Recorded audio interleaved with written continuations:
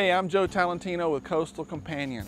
Today I'm visiting a hidden gem destination in Jacksonville, Florida. It's called Treehill Nature Center and it's located just minutes from downtown and pretty much everywhere else.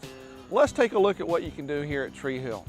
So what is there to do at Treehill? Well, you can meet interesting animals for one.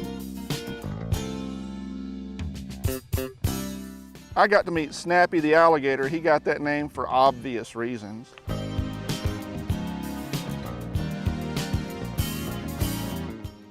Also, I met a baby possum who wasn't at all sleepy. And I got to feed the goats. Treehill has some nice nature trails by the stream, and I was lucky enough to catch a glimpse of 2 raccoons. And I even got up close and personal with a beetle.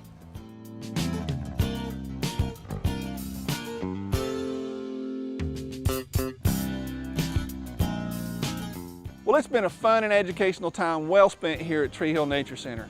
To find out more information about Treehill and other cool destinations, please visit coastalcompanion.com. And to keep up on latest cool things to do, follow me on Twitter, friend me on Facebook, or subscribe on YouTube. See you soon.